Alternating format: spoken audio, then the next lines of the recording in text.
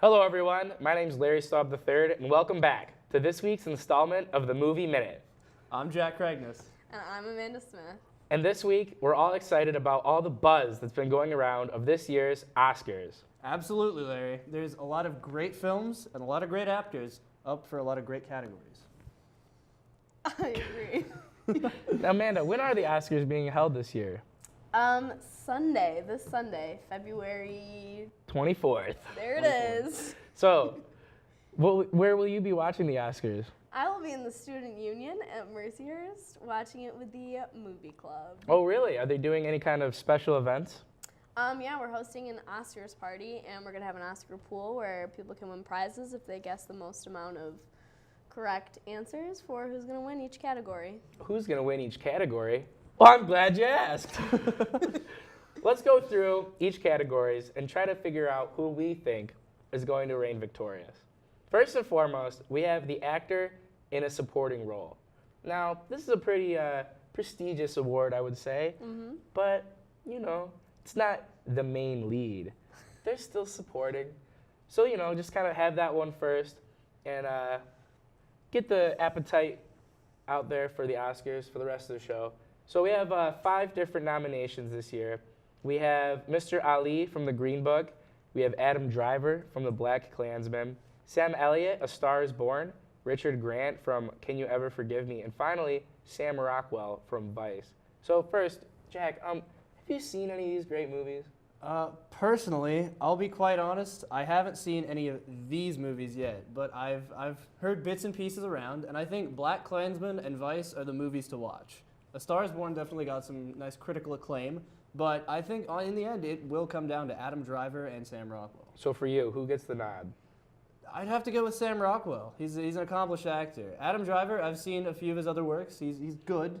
He has talent, but I'd have to give it to Rockwell. And you know, I was also going to give mine to Rockwell, and I know he won it last year, if you remember, for his supporting role in 3 Billboards Outside Ebbing, Missouri.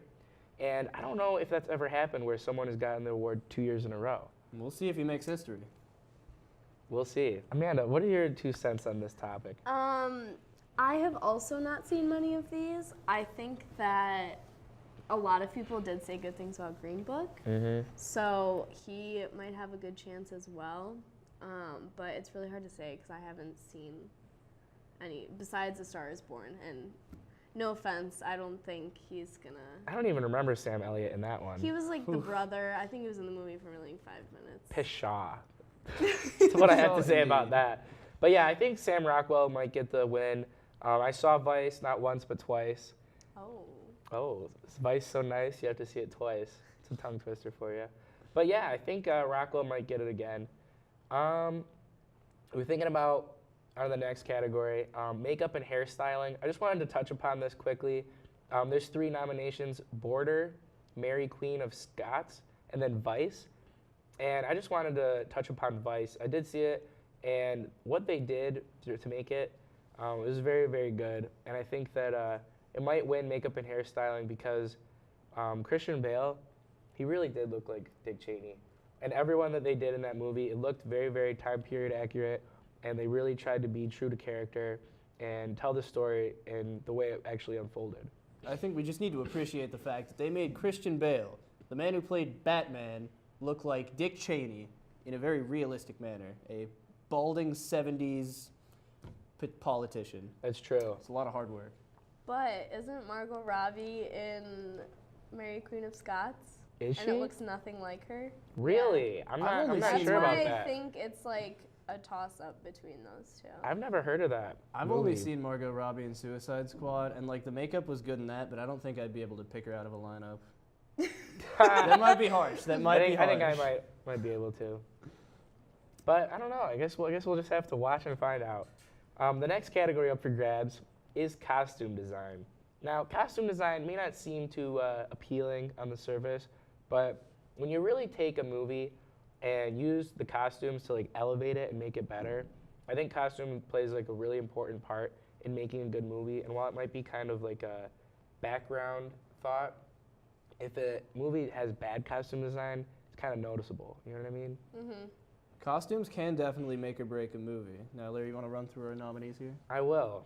So the first one we have is The Ballad of Buster Scruggs. And Jack, you said you saw that, right? I personally did. I don't think it had a wide theater release, but it was on Netflix. The costumes? Costumes were amazing. It was a Western, not necessarily period piece, but it had a lot of great costumes, a lot of really immersive things that made you feel like you were in the Old West. Nice. All right. So Buster Scruggs got a good run for it. Now, next we have The Black Panther with Ruth Carter. And personally, she actually came to Mercyhurst campus, and I saw her do a talk. She was really engaging, talked a lot about all the details that went into making T'Challa's big suit as he played the Black Panther. And I guess she was really hands-on with the actors. He brought up to her that he only had one suit previous from Captain America Civil War. And he said like it was hard to like work the neck and to do all these stunts and stuff. And she was really hands-on, gave him a totally redesigned suit. And she seemed like she really cared about the project. So hopefully, I'm hoping she personally wins. Just looking back through the movie, I think the costumes were really good, especially when they had all the different characters in, where's Black Panther live? Do you remember? Wakanda? Wakanda, of course. Of course. All the Wakanda forever. Wakandian characters, all the different tribes. I think she was talking about how they like visited Africa and took a lot of different inspirations from the different tribes that they met on their trip. So I don't know. I hope Ruth Carter wins personally. But we also have The Favorite with Sandy Powell, Mary Poppins Returns, also with Sandy Powell. Sandy's really killing it this year. So hats off to Sandy. 2 nominations in 1 category. That can't happen often. It can't. And then finally, Mary Queen of Scots, which was designed by Alexandra Brine. So, Amanda, any input on this category? Not a huge input because I haven't seen a lot of these, but I think the fact that Sandy Powell is up for 2 different movies, 1, it just gives her more probability of winning. 2, obviously she's pretty good if she's up for 2 different movies. So That's pretty incredible. I'd love to know more about this Sandy Powell woman. yeah. Moving on, we have the documentary feature. Jack, you want to run through those for us? So we have Free Solo, Hale County this evening, Minding the Gap, Of Fathers and Sons, and RBG as the nominees. Now, out of those, I only remember hearing about Free Solo, which I know is about like a rock climber who he doesn't use any kinds of harnesses and he doesn't go with anyone. So they call it like a solo climb, and it's like a free climb, so it's called Free Solo. Makes sense. So I actually learned about him on, he was on the Joe Rogan show, Ooh, and they Joe did a Rogan. thing with him. So I'm personally pulling for that, but I don't know too much about these other films. Yeah, I'll be honest, I didn't pay attention to the documentary circuit Yeah. this year that much. I know RBG was about Justice Ruth Bader Ginsburg, so I think that was kind of interesting. Usually they'll make a documentary, like a biopic about someone like after their passing, but I think it's kind of cool that she gets to see what impact she had on our country while she's still alive. So I know she's in failing health, so we'll just shout out RBG. You know, glad you're back on the bench, serving our country. So thanks for that. Moving along, sound editing. Amanda, you want to rifle through our nominees? Black Panther, Bohemian Rhapsody, First Man, A Quiet Place, and Roma. Ooh, so out of those, what do you think has the best sound? This one's really tough. That's what I'm thinking. I don't know. Bohemian Rhapsody was really good because it's all the original music with Freddie Mercury, and they like tied it into the movie really well. Cause like there were parts where I didn't know if like they had someone who just sounded like him sing, or if it was actually him, because they put it in there so well. So I think that was done really well in Bohemian Rhapsody, but First Man and Black Panther as action movies, those tend to do really well just because there's so much sound editing involved in those. So, I don't know. Did you see A Quiet Place? I did. Who is in that? It's funny because they can't talk in it. Yeah. Which is just ironic, I think, that it's up for sound editing. I think I would have to watch it again, honestly, because I don't remember it being like, The more I think about Oscar it, the sound more editing. I'm wondering if it has a good chance of winning because none of the characters could talk. Right. So it's making me think that the use of sound was even more important in that film. Definitely a good point there, Larry. I'd say personally, A Quiet Place does have a possibility of getting this. I saw Bohemian Rhapsody twice. I absolutely adored it. And I know that is probably because of the liberal use of music by Queen, an absolutely amazing band. But I think they definitely had a lot of skill put into actually integrating the music into the movie and doing that in a very good manner. Nice. Black Panther, obviously, like Amanda said, action movie, has a strong chance of winning just purely because of how much sound editing there was. Yeah. I think this is a toss-up personally. Sound editing is always hard, but I think I'd probably go with Bohemian Rhapsody. I think it had the best sound. Mm-hmm. Now we have sound mixing, which is a little different than sound editing. Does anyone know specifically how? I think sound editing is kind of how they put all the sounds together, like with the video, and then mixing is like actually making the sounds. That's my take on it. I don't know if that's actually what it is. Yeah, that's kind of what I assumed. So for mixing, we have the Black Panther, Bohemian Rhapsody, First Man, Roma, and A Star Is Born.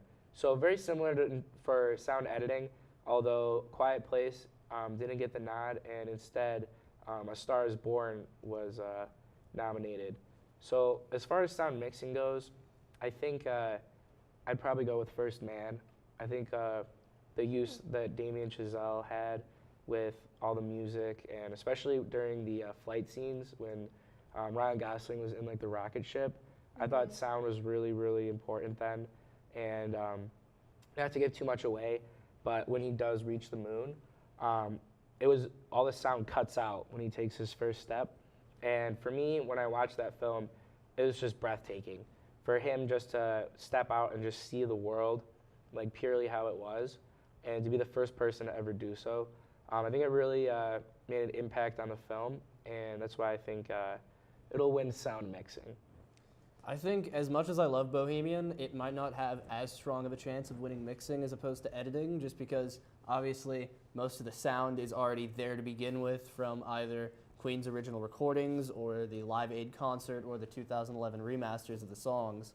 So might not shine as much there compared to First Man. Mm-hmm.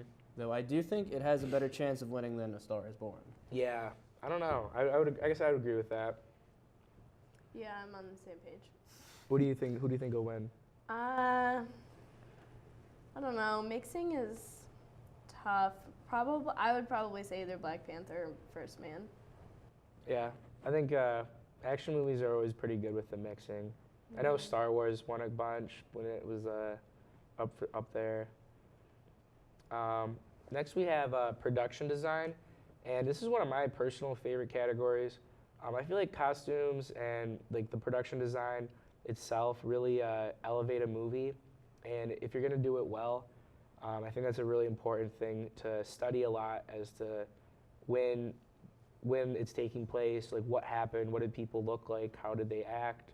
I think if you can like really transcend an audience as to make them feel like they're there, it really makes a movie even that much better.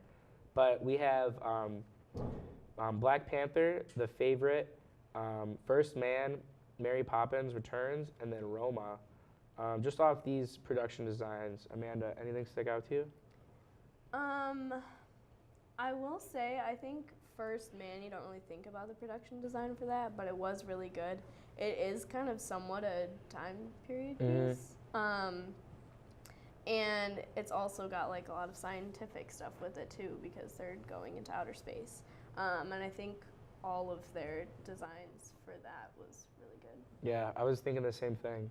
I would say it's easy to say that Black Panther might sweep the category, but First Man definitely has a lot of production value put into that, and I think the production design really shined. Me too. For me, Black Panther immediately jumped out just as they really made Wakanda come to life, and especially with that one scene when T'Challa fights the guy to become the Black Panther, and there's just all the people like on that big cliff. I think just maybe purely for that scene alone, it might win. But I agree with everything you said about First Man, and I had all that in the back of my mind as well. As far as the favorite Roma and Mary Poppins goes, I guess I'd have to know more information about them, but I don't think, maybe the favorite, I know the favorite's up for a lot, and it did do really well at the Golden Globes. It also is a period piece, and I feel like those tend to do well with production design. Definitely. Moving on, we have a foreign language film category, and personally, I'm not too big on foreign films. If I were to pick a favorite, I guess I'd say something French. But this year's categories, we have several nominees. The Capper, excuse me if I'm having trouble pronouncing this. You might be better. Do you know how to say that? Capernaum, which is Lebanese. Then we have The Cold War, which is Polish. Never Look Away, a German film. Roma, which is Mexican. And Shoplifters, which is Japanese. And immediately, I see Roma, and I did not know that it was a foreign language film. I've seen it on almost all of these categories up for grabs, and now I'm learning that it's a foreign film, so kind of a interesting thing for me to realize. Larry, I'd just like to start by saying I, too, am a huge fan of Something French. It was one of my favorite art house films. You have great taste. I think it won Sundance, don't you think? I think so, yeah. I saw it at Cannes, actually. Yeah. Wow. A lot of strong contenders. I've heard good things about Cold War. It's a strong director. His name escapes me. It's something very complicated in Polish. Yeah, I bet. Very good period piece from what I've seen. I actually saw Never Look Away, which is the German film. I saw it at the Toronto Film Festival this year. And I actually got to watch a question and answer with the cast and the director, which was really interesting. And it's a really good film. I think it might be up for cinematography, if I'm not mistaken. It's 3 hours long, but I highly recommend it because there's a lot of twists and turns, and it's one of those movies that you don't even realize it's 3 hours because it's just so interesting. So I'm a little biased, but I hope that one wins. But I think Roma also has a really good chance. Yeah, if I were to pick a winner, if I was a betting man, which I am, I'd say Roma is going to win this one just because my initial surprise that it was a foreign film. But my second guess would probably be Never Look Away. I know you really enjoyed that. It did get a standing ovation for all of the credits, Wow. I will say. Wow. For all of them? Yeah, during the entire duration of the credits, people were clapping. Well, I mean, crazy. if you're sitting there for 3 hours, It you might want to was- stand for You 10. better It appreciate was it, yeah. crazy. That's pretty cool. Yeah. Next, we have actress in a supporting role. And if I remember, I actually don't remember. Who won last year? Does anyone know?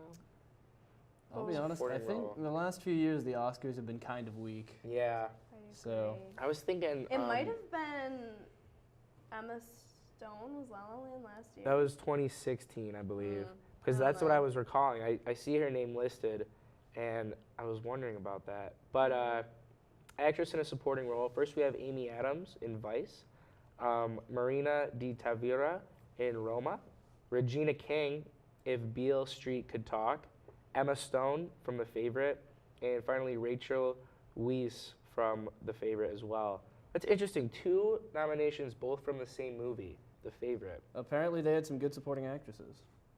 Larry, as our resident Vice expert, who did Amy Adams play in Vice, and what did you think of her performance? Amy Adams was Mrs. Cheney, and I think that her performance was very strong, especially early on in the film.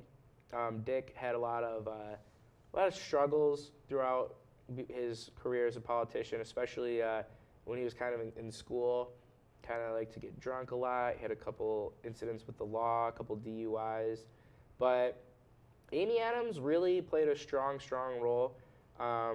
She came into his life and basically said, I want to do all this stuff, although I can't, but you can. And you better get your act together and provide for this family if you're going to have a family with me, because I'm not going to be dating some drunkard, you know? And it kind of was that kick in the pants that made him pull himself up from his bootstraps and really set his admissions high, and she kind of laid out that track for him to follow his goals. So you could say he traded in his DUIs for WMDs. You could say that, as a matter of fact. But yeah, I think Amy Adams, I wouldn't be surprised if she won. I think she did a really great job with that film. I have no clue for this one. I've heard so many good things about each of these. Besides Roma, I really haven't heard that much about Roma. But like Regina King, I've heard really good things about, and I've heard The Favorite is really good. So that one's tough. That's a fair analysis. Fair analysis. I'd have to say I agree. Yeah, I wouldn't mind seeing Roma or The Favorite. I know they've been up for a lot, and I'd really like to increase my knowledge of those two films. Moving on, we have a short film, which is animated. And I think I really like the Oscars more recently than not because, like throughout the show that night, they'll actually play each short film. So by the end of once you get to this category, the audience has seen them all. And Do they do that? yeah, at least they did 2 years ago. Show the whole short film? It might be a There are clip. short Might be a films. clip. Okay. They're not How that long long. is a short film? Like 10 minutes? Suppose. I think it can be up to like 20 minutes. Or 20 something minutes? Like that, yeah. So the animated short films nominated are Animal Behavior, Bow, Late Afternoon, One Small Step, and Weekends. Out of all these, have you guys seen any of these? I've seen Bow, and if I could just take a second right there, I think Bow is really showing Pixar shining at their roots. They originally started off with short animated films, and even though they eventually graduated to huge productions like The Incredibles or The Incredibles 2, which Bow was featured beforehand, you see a lot of their roots shining through, where they're just doing a fantastic job making a small story, but making it emotionally impactful and get the audience invested. Yeah. Did you feel an impact from that short film? I honestly did. It's broadly a metaphor for a mother watching her son grow up and trying to take care of him and protect him, but inevitably having to let go of it. Yeah. And I think By him becoming a dumpling, if I remember correct. Yeah. The only thing I remember is her eating her child. Yeah, I remember watching that, and I was like, what in the world? Like, what is this? it's kind of odd and confusing at first, but Yeah. that adds to the quirkiness of it Yeah. and the Right. actual memorability of the short itself. And I think once the audience actually fully got the message of it and understood the impact, where the son sort of goes off, does his own thing, and still loves his mother, like, I think that gave a lot of people some teary eyes before Yeah. The Incredibles 2. I think definitely upon first view, it's kind of a eyebrow raiser, but there's definitely a lot more there than what meets the eye. I think Bao definitely has a strong chance of winning. Strong chance.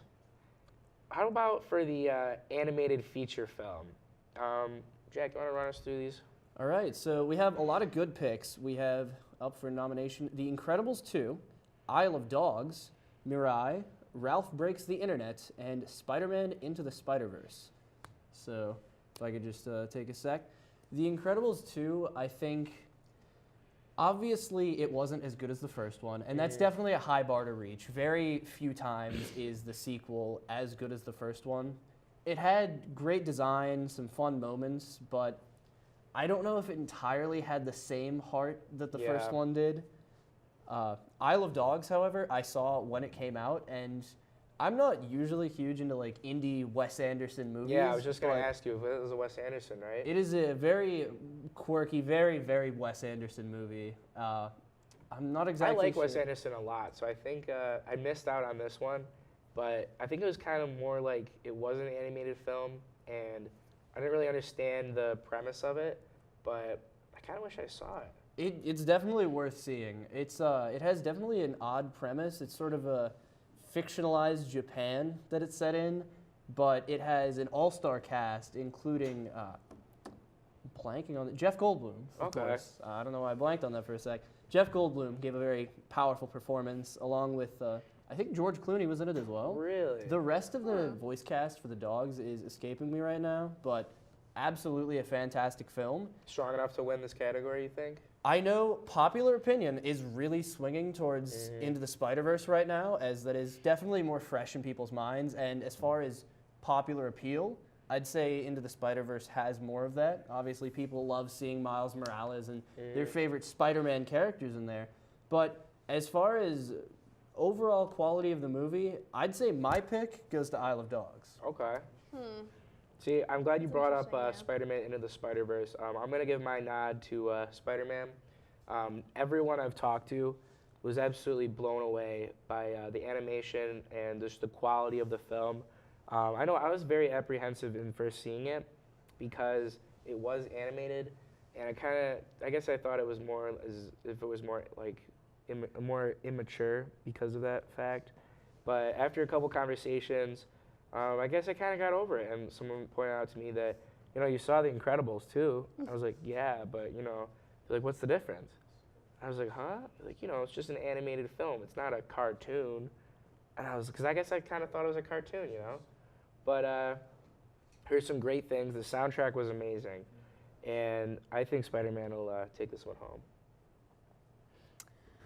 I really don't know. I've heard a lot of good things about Spider-Man, but knowing that Isle of Dogs is by Wes Anderson, he's just very well known, and all of his stuff is great.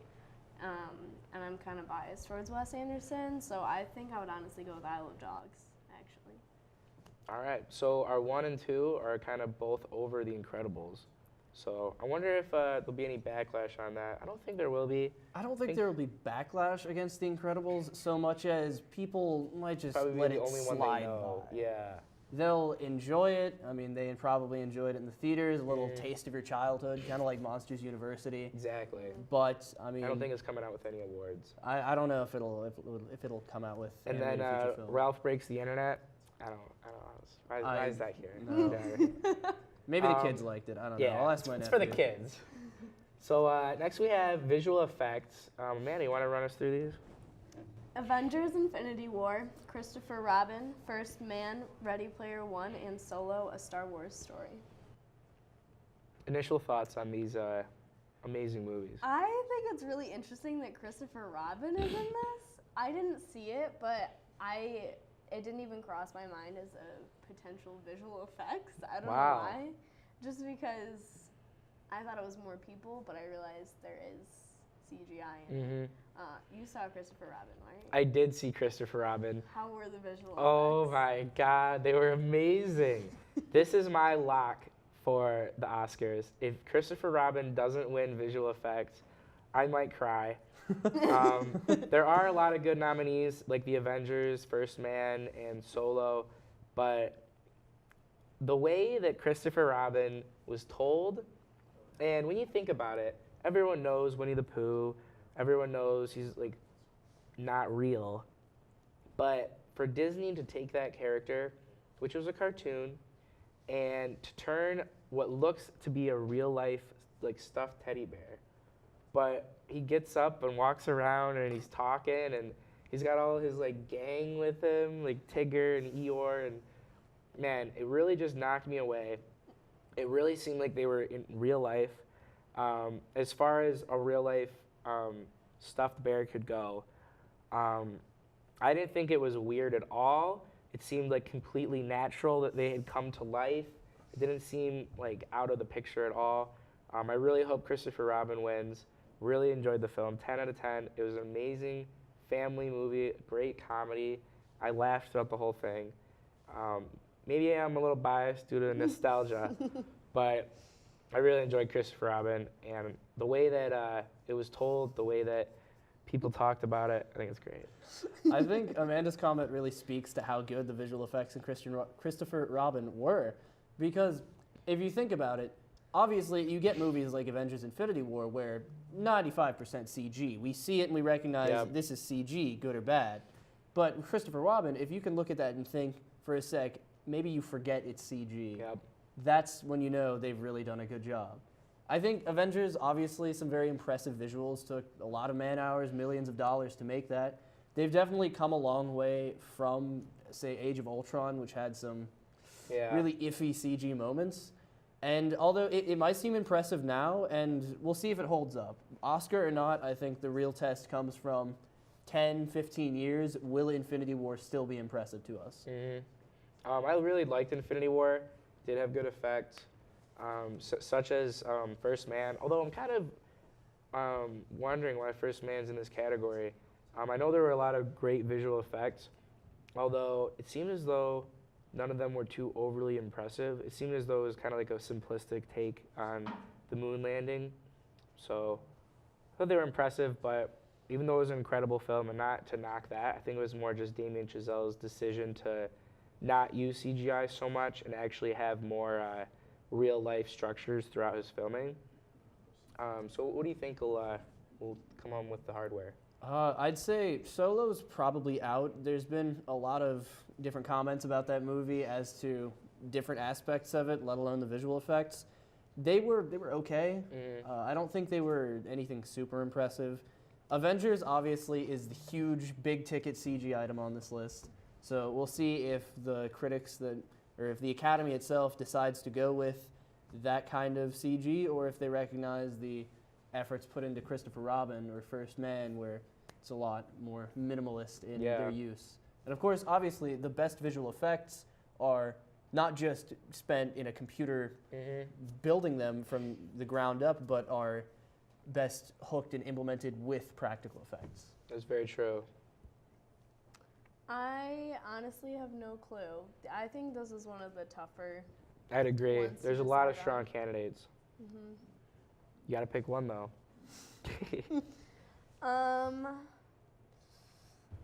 That's really tough. Probably Avengers, I would say. But in regards to First Man, visual effects, I think, still includes things that aren't necessarily CGI. Yeah. So they could do well with that. The more I as think well. about it, the more I understand why First Man's here. I think it's very well deserved. I actually did see it at the Toronto International Film Festival, and when Damien Chazelle was doing the Q&A at the end, and he was speaking about literally the visual effects and the sound, he really wanted to emphasize the point that there was very little CGI throughout the entire film. A lot of it was done with the use of models and different visual effects that are man-made. So I think that just speaks to how impressive the film was. And it's now my second choice, but I'm still a Christopher Robin guy. So hopefully that one will come Let's home. see if it pulls. Yeah. Man, there's a lot of categories. There's a lot of categories. Let's talk about our favorite Writing screenplay from an adaptive screenplay. We have The Ballad of Buster Scruggs, The Black Klansman, Can You Ever Forgive Me, If Beale Street Could Talk, and finally A Star Is Born. Do any of you guys any of these stand out to you? I mean, for me, Ballad of Buster Scruggs, extremely strong candidate for this. I think it probably flew under a lot of people's radar because I don't believe it had a huge cinematic release. It was just quietly slipped onto Netflix. And that's why I was really shocked to see it in these Oscar noms, because at least this is something we're going to see more and more in the modern day. You don't think of direct-to-Netflix movies as being the ones that are going to take home Oscars. But Buster Scruggs was a really strong anthology film of a bunch of great short stories, and they adapted the writing extremely well. That's very impressive. The only one that sticks out for me is A Star Is Born. I did see the previous Star Is Born with Chris Christopherson, and I liked it. It was definitely a lot slower, kind of more in its time. But the new one and the old one, I think they're both good movies, although I do think people kind of hype them up a little too much. Any thoughts? I think The Black Klansman might have a good chance of winning this one. They're up for a lot, and I've heard the book is really good, and I've heard the movie is really good. So I think the writing in that is probably generally pretty good. Yeah. And then just to end this category with Can You Ever Forgive Me? I know a lot of my friends saw that at TIFF, and they loved it. So I wouldn't be surprised if that one won. I know it did come from a book. So I guess I'd go with that. Can You Ever Forgive Me? You guys, who's your pick? I'd say, my opinion, Buster Scruggs. Yeah. The Black Klansman is a strong contender. Klansman? Yep. All right. Now, writing from an original screenplay, we have The Favorite, First Formed, Green Book, Roma, and finally Vice. I mean, I'll be honest again, I haven't seen these movies. From what I've heard, Roma's a strong candidate, but Vice also had a very compelling original screenplay. And obviously, in what might be, without good writing, a very boring, political, dry movie, the writing is what's carrying it. There's no huge visual effects that are going to blow anyone away. So, And to speak more upon that, I think the writing did really elevate the film. Like you kind of mentioned, it's not really a very amusing story. You know, it's kind of can be dry at times, and a lot of political, technical, governmental verbiage and things that a lot of viewers might not understand. But the way it was written and the way it was told, the use of comedy was very strong throughout. It was kind of almost like a dark comedy at times, and I think that really helped to make the film more understandable for a large adaptive audience. I think Green Book might have potential. I have heard a lot of good things about it, and it is more of a, like it's like you said, it's also not really an actiony one. So it has to have a strong story to it. That's my take. Yeah, I wouldn't be surprised if The Favorite won either. I know that was a great. Yeah, I've movie. heard that one's got a lot of comedy in it too. So that one could also do well. This one's a toss-up for me. On to the next one. Cinematography. This is one of my personal favorites. Amanda, you want to give us a rundown of who's nominated this year? Cold War, The Favorite, Never Look Away, Roma, and A Star Is Born. And what stands out to you? Okay, you guys already know how I feel about Never Look Away. So I'm going to have to go with Never Look Away. A Star Is Born, though, I do think it actually did have some good cinematography. I'm not a huge fan of all of the categories that it's nominated for, just because I don't think it's necessarily an Oscar-worthy movie. But I do think there are some really good cinematographic. cinematographic. I know what you're saying. You know Of what course. I'm saying? I know what you're So, saying. but I think I would say Never Look Away. Never Look Away.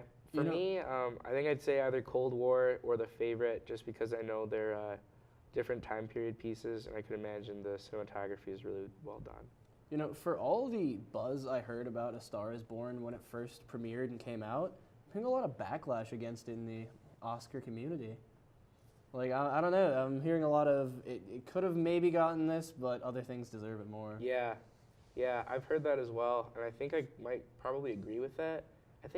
I was kind of surprised that it was nominated for all the Oscars that it is. I thought it was more of a just big budget, big film, like mass appeal, kind of like more of a moneymaker opposed to a more like well done film, if that makes sense. I mean, it's odd because, like, that's the absolute opposite vibe I got from watching all the trailers and promotional stuff. Really? I honestly saw it as more of a, I guess, not maybe Well artsy done. film. Yeah, but artsy, like, that's a good word. it's definitely more story driven because it's not some big action thing like the Bourne trilogy or something. It's like it has an actual, its writing and music has to carry it. Yeah, I guess that is true. I know a lot of work was done with Bradley Cooper to get him.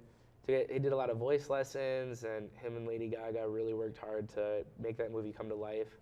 So maybe I'm just a hater. I don't know. I think part of it for me too is that it's like a third remake of Yeah. a movie, which is what I find so interesting about it, is that a third remake of a movie is up for so many Oscars. That was the other thing.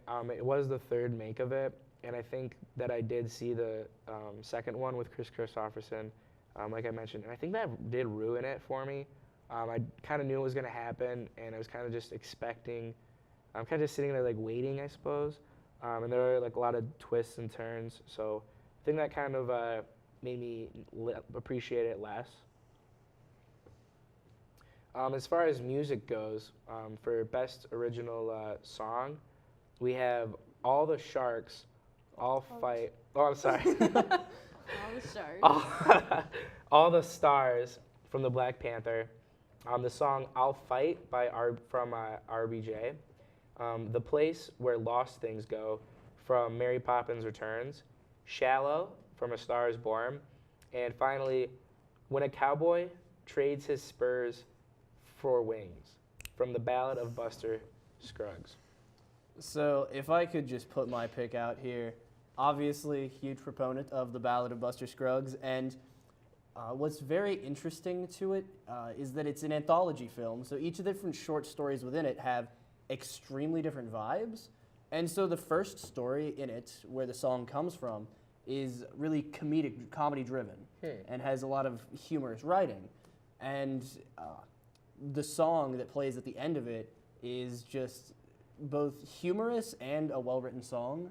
It's catchy, but it also makes you laugh because it's talking about a cowboy trading his spurs for wings when he dies and going up to heaven as an angel. I know when I first saw that, I couldn't help but laugh because literally it's called When a Cowboy Trades His Spurs for Wings. When I first saw that, I was like, what? That's such a long title. But I really want to see the movie. I think it makes a lot of sense. I like the metaphor behind it. But for me, I'm going to go with the Shallow from A Star Is Born. That song, man, it's probably, I think it's one of the best songs of the year. I listen to it all the time. It's really a tearjerker and pulls on your heartstrings. But All the Stars from Black Panther is another one I liked a lot. I do love Shallow. Lady Gaga, Bradley Cooper, how can you not love it? And I feel like it gets a lot of hype because they perform it all the time and there's videos everywhere of it. With that said, I'll Fight is by Jennifer Hudson, and who doesn't love Jennifer Hudson? That's true. So I think that one might be a strong contender. From RBJ? Mm-hmm. Nice. RBG. Wrapping up in the last few big categories. Yeah, last couple categories. It's really coming down to it. So the big one, directing. First we have Spike Lee for Black Klansman. Paweł Pawlowski from Cold War. That was that Polish film. Mm-hmm. And then Yorgos Lanthimos from The Favorite. Alfonso Cuarón from Roma. And then Adam McKay from Vice. I think you definitely have a few huge names here, coupled with some definitely lesser known ones. So Spike Lee, obviously, his resume speaks for itself. Yeah. He has a lot of huge movies under his belt. Alfonso Cuarón, again, same. He's a very famous Latin American director. And obviously, as the director of Roma, that big foreign language film, I think he has a shot at it. Adam McKay, I've heard the name before. Do you know any of his films? I'm unfamiliar. I have heard the name before. I'm sure I'll have to look into it after this. But then you also have stuff like Paweł Pawlikowski for Cold War. And that's obviously not a well-known name in the United States, as that's the Polish nominee for Best Foreign Language Film. So I think, from what I've heard, that was a very good film. We'll see if Pawlikowski can bring home the bacon, so to speak. Yeah. But I don't know if he's going to be able to clinch it over the other big names. Do they eat a lot of bacon in Poland? Not that I know. I know they eat a lot of pierogies. We'll bring home the pierogies. We'll bring home the pierogies right to Warsaw.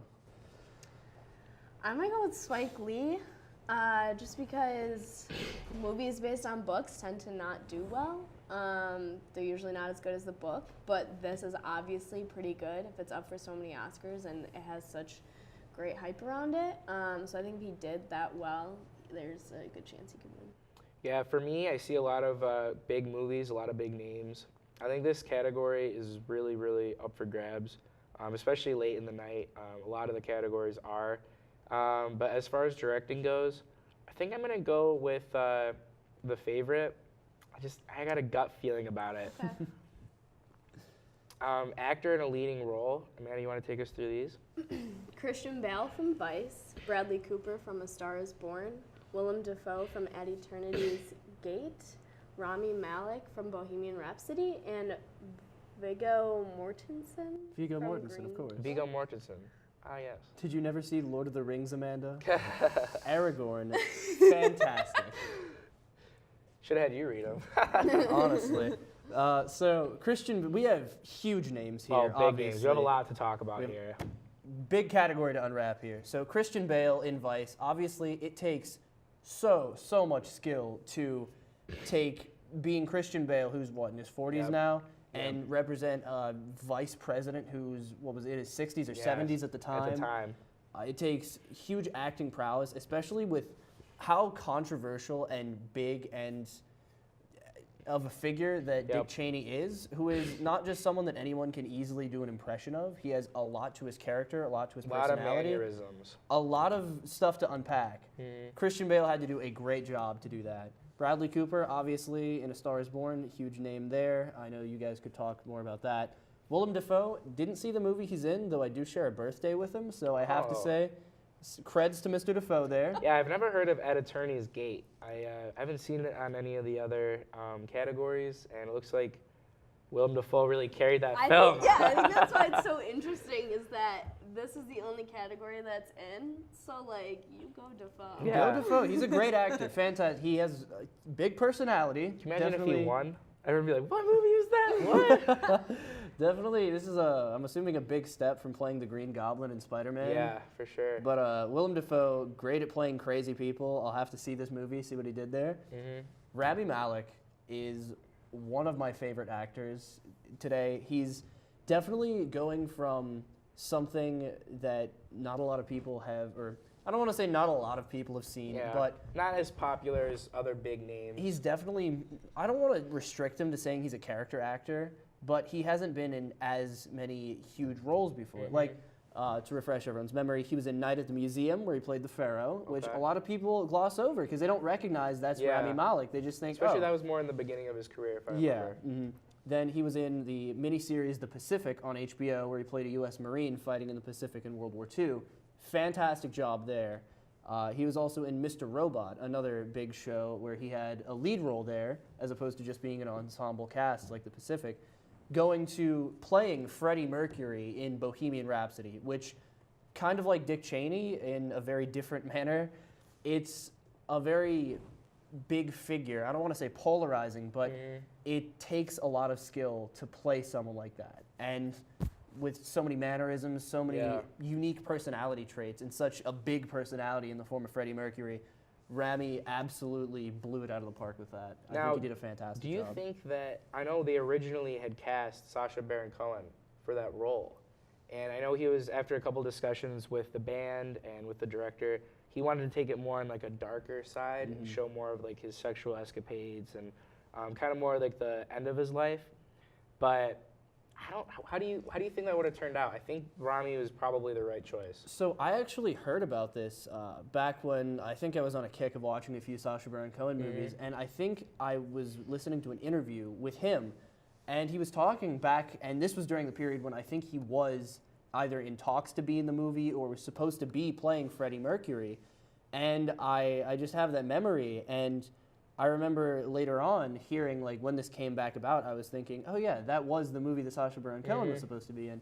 And yeah, Larry, you're spot on. He wanted to take it in a direction focusing on the dark side of Freddie Mercury, like the sins and misdeeds of the man, rather than the Celebrating music his and life the and his band legacy, and really. yeah, of course, his legacy. And I think that movie possibly could have been made, but the remaining band members obviously were not in favor of that in the slightest. They were. And I think that's not how he wants to be remembered by anyone, true. really. I think they really did a great job of just showing his legacy, like I said. And obviously, no one lives a perfect life. And well, Bohemian Rhapsody isn't a biopic by any stretch of the imagination. It has its own inaccuracies and artistic license for the sake Yeah. of making a good movie. I think they really succeeded in that, and they did a great job with it. Like, they portrayed Freddie Mercury and the story of Queen, maybe not entirely 100% to the facts, but in a manner that was respectful to the legacy. Yeah, so is Rami your lock for this? I'd Taking say home Rami's Best definitely Actor. my lock. I think Christian Bale presents strong competition, but if Rami Malek doesn't get it, I will be severely disappointed. This is my Amanda. Christopher Robin. For this category. So you did see Stars Born, as did I.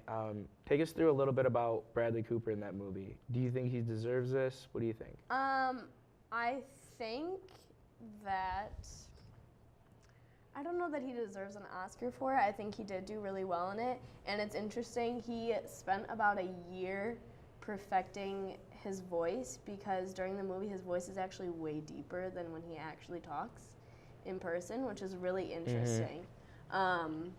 And he spent a year preparing for that. But other than that, I think he's done better work in other movies, just because I think it was kind of an easy role to play for him. He's kind of just like feels disconnected, and I think a lot of actors have played that before, and it's not really like a new role per se. That's the only reason I would say I don't necessarily think it's Oscar worthy. So who would you pick in this category? I would definitely say Rami. Really? I think he nailed Freddie Mercury, and even like their last live performance that they show, everything he does, if you match it up with the actual real life video, it's like perfect to a T, which is astonishing. It is. For me, I'm probably gonna go with Christian Bale. It's interesting that you picked Rami because he did such a perfect impersonation, I will say, of Freddie Mercury. I'm gonna pick Christian Bale for that exact same reason with Dick Cheney. Just watching him play Dick Cheney and just knowing everything that he went through, especially because he played him, like I said, in his like teens throughout his entire life. So while he was taking on all that weight, they were filming, and then he just got bigger and bigger and bigger as like the filming process went on. And I think if you look at the pictures from what was that one film when he really got really skinny? The Machinist. The I was Machinist. gonna say, yeah, Christian Bale is. I don't know if I'd go so far as to say a method actor, but he gets into the roles so much. For better or worse, he could do borderline unhealthy behaviors to. I was gonna bring that especially up. in The Machinist, like you were saying, to lose weight, to become borderline anorexic, to. And then bulk on so much muscles I think For Batman. for Batman the next year. I think he might have been under 100 pounds for that movie. It's close is to it. It was insane. close to it. It's really incredible to me, the devotion that he had for this role, and I think that's why I'd give it to Christian Bale. I know when we were leaving the film, my family, who personally watched a lot of Dick Cheney, just around as they were growing up, throughout that election in the early 2000s, and I think they walked out. They're like, wow. Like I remember like watching him do speeches and like in the news, and that was spot on. Like that literally sounded just like him, acted like him, and he's not like a character that's easy to portray. He's very dry, very, very kind of in his own, kind of, you don't really know, he doesn't show all his cards. Very polarizing. Very figure. polarizing. And I think to portray that in such a astonishing way that was really true to form, I think Christian Bale will take it home. But I wouldn't be surprised if Rami won either. As much as I'm a proponent for Rami, I really do have to respect Christian Bale for his work in this movie. Rami? Rami. Rami. Got two Ramis and a Bale. But whenever there's an actor, there's always an actress. So our actresses in a leading role are as follows. Yalitza Aparicio Okay, from Roma. Yalitza Aparicio. How about you just want to read through? Yalitza Aparicio from Roma. I assume it's Latin American because it's a Mexican movie. Glenn Close in The Wife. Olivia Colman in The Favorite. Lady Gaga in A Star Is Born. And Melissa McCarthy in Can You Ever Forgive Me? I'd hate to spend less time on this category because, like, I feel like, Yeah. I don't want to, seem like we don't care as much about the actress. It's just I personally haven't seen these movies, and I can't speak on this subject very well. Yeah, for me, Roma, The Wife, The Favorite, A Star Is Born, and Can You Ever Forgive Me? I know I've heard they're all great films, but personally, the only one I've seen is A Star Is Born, so I can't really give too much insight on this category. And you have a lot of really strong movies that are almost entirely male-led in this case, especially Vice. That is the political machine in Washington, D.C. under the W. Bush administration, almost entirely men. You have Bohemian Rhapsody. It is about a four-man rock band with a gay lead singer. And I think the only films get more man than that. that do have a lot of female leads in them were The Favorite and Roma. And like we discussed, they weren't very popular films that everyone saw mass appeal to. It was more of an Oscars type film. So I guess for that reason, I think that either The Favorite or Roma. One of them will probably win. If I were to guess, I'd say Olivia Colman from The Favorite, only because there were 2 supporting actresses nominated, and I think that would lead me to believe that the lead actress did an incredible role. I also have not seen many of these. I am actually really excited, though, that Melissa McCarthy is nominated because she's not usually in movies that would be Oscar nominated. It's usually like comedies, so it's cool to kind of see her go outside of what she's used to. With that said, I couldn't guess. I've also heard, I know The Wife isn't up for anything else, but I've heard that Glenn Close did a really good job in that. Really carried the film. Like Willem.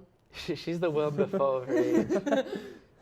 So now we're going to unpack the big kahuna. Oof. Everyone, the Oscars start at 8, and they don't get done till what, like 12:30 or something like that? There's a lot to go through. This is the one everyone stays up for. It's like watching this video. Yeah. I mean, and they don't even have to do analysis of everything. They just say the name. Yeah, Yeah. exactly. And it takes that long. The best picture. And this year there are a lot of really great pictures up for grabs. We have The Black Panther, The Black Klansman, Bohemian Rhapsody, The Favorite, Green Book, Roma, A Star is Born, and finally Vice. There's a lot to cover. Who wants to jump in? I think purely from making bets standpoint, Black Panther definitely has a strong chance at taking home Best Picture. You think? It had a huge amount of audience popularity. It was one of the highest domestically grossing movies last year. I think it was one of the highest domestically grossing movies of all time. Yeah. If you're completely disregarding like the international market. So definitely it has a shot. I know it's, as far as people regard it, it's not just another Marvel movie or another mindless like superhero cape movie. It's I guess a bit higher quality as far as Marvel's track record goes. But I mean, personal picks, Bohemian Rhapsody is my all-time favorite movie from last year. Obviously, Rami Malek did a great job. I think it is absolutely astounding how well each of the band members portrayed the people they played. Like, the guy that got to play Brian May looked exactly like him. And they all delivered very strong performances. So, I mean, personal pick, Bohemian Rhapsody, but we have a lot of strong contenders here. There are a lot. I think throughout, as the Oscars go on, I think you usually see a lot of the categories and a lot of the movies that appear more frequently, I think have stronger contention for the Best Picture, such as Roma or The Favorite, or even Green Book. But Black Panther, for me, I just don't see it as a Best Picture nominee. I think it was a great film, and I think it had a lot of cultural significance. And I think that's what more pushed it towards finding its way in this category. But for me, I don't think it'll win. I'm gonna go with The Green Book. I haven't seen it, but I have a sneaky suspicion that The Green Book, or like I said, either The Favorite, I think either one of those two will win. But I'd love to see Vice win. It was one of my favorite movies of the year. What do you think? I'm going to go with Roma because I think generally Best Picture is going to be something that is good in every single category or close to it, and Roma is surprisingly nominated for like a majority of the categories. Also, I think Best Picture, not all the time, but it tends to be something that didn't always gross the most and isn't always as well known, like The Artist. That was a silent film in that one. And it's crazy because it is a foreign film and it's up for all of these categories, which I think says a lot.